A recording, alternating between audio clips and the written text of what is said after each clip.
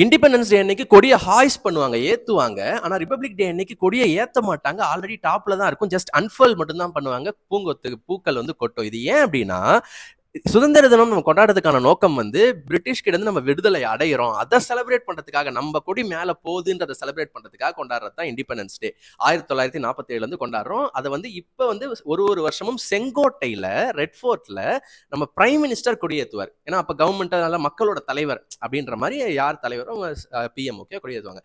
வேற ரிபப்ளிக் டே குடியரசு வந்து நம்ம கொண்டாடுறதுக்கான நோக்கம் வந்து நாங்க விடுதலையெல்லாம் அடைஞ்சிட்டோம், இப்ப நாங்க வந்து எங்களுக்கான அரசியல் சாசனத்தை நாங்களே ஏற்றிட்டோம், ஓகேவா, கான்ஸ்டியூஷன், ஓகே, அரசியலமைப்பு சட்டத்தோட முன்னுரை பிரியாம்பிள் படிச்சாலே புல்லரிக்கும், okay, we the people of India, எல்லாமே சேர்ந்து நாங்க வந்து எங்களுக்கான அரசியல் நாங்களே பண்ண போறோம், நாங்க டெமோக்ராட்டிக், நாங்க ரிபப்ளிக், நாங்க வந்து செக்குலார், மத சார்பற்ற ஒரு கண்ட்ரி, எங்களுக்குள்ள ஒரு ஃப்ரெட்டர்னிட்டி, சகோதரத்துவம் இருக்குன்ற மாதிரி பக்காவான ஒரு அரசியல் சாசனத்தை அன்னையில இருந்து நாங்க நடைமுறை கொண்டு வர போறோன்றதை கொண்டாடுறது தான் வந்து ரிபப்ளிக் டே இல்லையா.